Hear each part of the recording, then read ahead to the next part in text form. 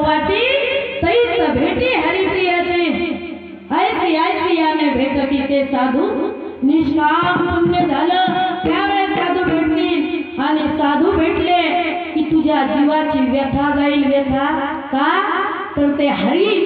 हरीच्या कथा सांगतील आणि हरीच्या स्वरूपाची प्राप्ती तुला करून देतील जसे तुलसीदासजी महाराज सांगत आहेत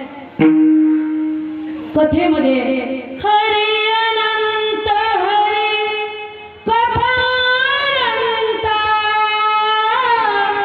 कहई सुनहि बहुविधि